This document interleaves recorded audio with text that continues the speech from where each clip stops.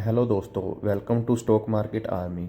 आज हम बात करेंगे निफ्टी के पीई के बारे में। जैसे आपको पता है, जैसे स्टॉक का पी होता है वैसे निफ्टी का भी पी होता है। कि जब निफ्टी 2003 में कहाँ था या 2002 में कहाँ था। 2002 में हम जैसे देख सकते हैं कि निफ्टी 1000 पर था और जो इसका पी था वो 14 पर। उसके बाद जब टाइम आया कि 2000 को बताता हूँ, 2007 में 2007 में जो निफ्टी था उसका पी रेशियो हो गया 27.23। उसके बाद जो निफ्टी 50 है वो तब थी मतलब 6000 पर। उसके बाद जब 2008 का क्रैश आया जैसे सबको पता है, तब जो निफ्टी थी वो 2699, मतलब आप 2700 लगा के चलिए, और उसका पी हो गया 11, कि मतलब अंडर वैल्यूड हो गई थी निफ्टी तब तक। उसके बाद जब निफ्टी ने मतलब रैली करनी शुरू की हम कह सकते हैं, तो निफ्टी का जो पी था वो तो हो गया 25 और निफ्टी पहुंच गई 6223 पर। मतलब निफ्टी भी ऊपर हो गई और उसका पी भी ऊपर हो गया। तो उसके बाद आया 2020 का क्रैश। उससे पहले आप देखिए कि निफ्टी थी 2009 में, 2020 में, मतलब 20 से पहले, जो क्रैश आने से पहले था जो, वो 2020 में निफ्टी थी 12,000 पे और इसका पी था 28। मतलब निफ्टी काफ़ी ज़्यादा ओवर वैल्यूड थी। ठीक है। उसके बाद जब कोरोना पीरियड आया, कोरोना टाइम आया, तो तब 2020 के मार्च में आप देखिए यहाँ पे। ओके, हाँ जी। तो यहाँ पे आप देख सकते हैं को निफ्टी जो क्रैश होने के बाद पहुँच गई थी 7600 पर और उसका पी था वो पहुँच गया था 17 पर। मतलब निफ्टी तब अंडर वैल्यूड हो चुकी थी। ठीक है। उसके बाद जिन बंदों ने मतलब उस टाइम पर पैसा लगाया, वो आपको भी पता है कि आज मतलब उनका मार्केट कंसोलिडेट कर रही है, लेकिन फिर भी उनका मतलब जो प्रॉफिट है वो 3 टाइम या 4 टाइम तक हो गया। ठीक है। उसके बाद मतलब जो स्टॉक्स थे वो बढ़ चुके हैं। उसके बाद जब यहाँ पर आई, आपको बताता हूँ मैं, 2021 में जब निफ्टी पूरी मतलब पीक पर आ गई थी अपने, वहाँ पे निफ्टी थी 15,000 पे और निफ्टी का जो पी था वो भी पीक पर पहुँच गया था 41 पर। मतलब 41 42 आप मतलब लगा के चलिए। उसके बाद क्या हुआ कि रशियन वार, जैसे रशिया यूक्रेन वार, उसका टाइम आ गया। उसके बाद जैसे मतलब क्रूड ऑयल के प्राइस में चेंजेस होने लगे। मतलब इन प्रॉब्लम्स की वजह से जैसे रेट हाइक्स होने होने लगे, आरबीआई ने भी रेट हाइक्स किए, फेड ने भी रेट हाइक्स किए। तो उसके मतलब वो जब टाइम था, तो वो यहाँ पे था टाइम, मतलब यहाँ से होना शुरू हो गया था 2022 के करीब यहाँ पे। और तब देखिए आप, निफ्टी का जो पी था वो 1920 पर आ चुका था। ठीक है। और निफ्टी थी 16,000 पर। अब जो देखने वाली बात ये है, वो ये है कि आप 16,000 पर निफ्टी है वो 19 पे है, मतलब अंडर वैल्यूड है। और यहाँ पे 17,000 पर मतलब आ गई है निफ्टी। और जो मतलब निफ्टी का पी है वो 20 पे है, मतलब 1920 यहीं पे चलता है। तो हम ये इससे कह सकते हैं कि निफ्टी अभी अंडर वैल्यूड है, मतलब ओवर वैल्यूड नहीं है, क्योंकि निफ्टी का पी 20 पे आ गया है। और जब 2008 में क्रैश आया था, या 2020 में क्रैश आया था, तब निफ्टी थी, आप देख सकते हैं, 20 पे। ठीक है। उसके बाद अभी निफ्टी कहाँ पे है? अभी भी 20 पे है। इसका मतलब ये है कि हम मतलब मार्केट्स तो ज़रूर बढ़ी हैं, मार्केट्स, लेकिन मार्केट ओवर वैल्यूड नहीं हुई, मार्केट अंडर वैल्यूड हुई है। मतलब सही टाइम हम इसे बोल सकते हैं इन्वेस्टमेंट करने का। जब यहाँ से आप मतलब आप देख सकते हैं यहाँ पे मतलब 40 का पी था, 40 के करीब पी था, 40, 41, 42 यहाँ पे पी था, और अब पी इसका हो गया 20। तो आप ये सोच सकते हैं कि जब इसका पी 20 से 40 होगा तो मार्केट जब ऊपर जाएगी, जैसे आप 25,000 पर निफ्टी सोच सकते हैं, 30,000 पर सोच सकते हैं, तो इसका पी 40 तक होगा। तो इसका मतलब ये है कि निफ्टी का पी है जो वो 20, या आप मिनिमम लगा के चलिए 17। 17 से नीचे तो आने से रहा। अगर 17 से नीचे पी नहीं आ सकता तो हम सिर्फ 3 पॉइंट्स के लिए, मतलब 20 से 17 3 पॉइंट्स के लिए वेट तो नहीं कर सकते ना।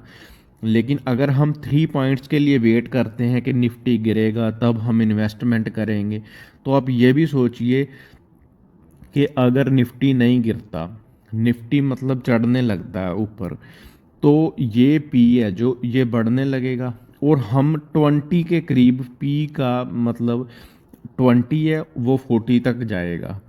ठीक है, मतलब हम 20 का रिस्क ले रहे हैं सिर्फ 3 के पॉइंट्स के लिए। मतलब डाउन तो 3 पॉइंट्स जाएगी, लेकिन अप 20 पॉइंट्स जा सकती है इससे।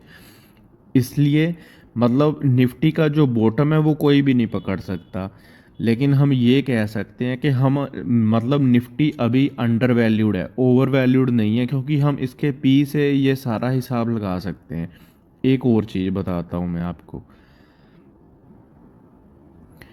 अब ये देखिए, मैं आपको बताता हूँ कि जैसे हम देख सकते हैं यहाँ पे कि 2007 में जो निफ्टी का पी था वो 21 से चला, 21 से होता होता मतलब दिसंबर में आप देखिए 26 तक पहुंच गया था। ठीक है, और 2008 में जब क्रैश आया तो उसके बाद 26 था 2008 में, 26 के बाद 22, 20, उसके बाद 19, 17, 13, 12 तक पीक पहुंच गया था मतलब। ठीक है, उसके बाद जब मार्केट ऊपर जाने लगी तो आप देख सकते हैं 2010 में, 11 में मतलब पी इसका बढ़ रहा था, 20 तक भी आया, 22 तक भी आया 2011 में, 24 तक आया 2010 में, 24 तक भी आया। उसके बाद जब हम बात करते हैं कोरोना पीरियड की, तो वो आया 2020 में। उससे पहले हम अपना निफ्टी का पी देखते हैं। उससे पहले निफ्टी का पी क्या था 2019 में 2019 में था 26, 26, 27, 29, 29। उसके बाद ये पी मतलब 29 तक मैक्सिमम गया। ठीक है, उसके बाद उसके बाद 2020 में आपको भी पता है जब कोरोना पीरियड था तो 28 था, 27, और जब मार्च में लॉकडाउन हुआ तभी मार्केट का पी कितना आ गया 20। उसके बाद अप्रैल में फिर 20, 51, और उसके बाद 21, फिर 24, फिर 28। मतलब धीरे धीरे जैसे जैसे मार्केट अंडर वैल्यूड हुई, आपको पता है जैसे एक मंथ में ही काफ़ी ज़्यादा मार्केट गिर गई थी तब 2020 में। तो जब 2020 में 20 आया पी तो मार्केट अंडर वैल्यूड हो चुकी थी। उसके बाद ओवर वैल्यूड होनी शुरू हुई, फिर 31, 32, आप देखिए लास्ट में दिसंबर में 37 तक गया पी। उसके बाद 21 में जब मार्केट पूरी अपनी पीक पे थी, 21 की फरवरी में आपका 41 तक पी गया है। उसके बाद आप देखिए धीरे धीरे 22 में मतलब जैसे मार्केट ओवर वैल्यूड हुई, तो आपको जैसे पता है मार्केट का नेचर, कभी अंडर वैल्यूड कभी ओवर वैल्यूड। तो इसी से तो ही मतलब जैसे हम कह सकते हैं कि पैसा बनता है, वेल्थ बनती है, कि जब मार्केट अंडर वैल्यूड हो तब उसमें पैसा लगाना चाहिए, जब ओवर वैल्यूड हो तब उसमें निकालना चाहिए। या फिर जो इन्वेस्टर हैं लॉन्ग टर्म का इन्वेस्ट करते हैं और नीचे लगाना चाहिए और मतलब उसे लगा रहना देना चाहिए, कोई 10 साल कोई 20 साल। तो ये चीज़ है। तो जैसे आप अब देख सकते हो 2022 में मार्केट 24 तक थी, 22 तक थी, तब मतलब रशिया यूक्रेन का वार मतलब शुरू हो चुका था। उसके बाद मार्केट मतलब जैसे अंडर वैल्यूड होनी शुरू हुई 22, 20, 19, 21, 21, 20, 22, आप देखिए 21।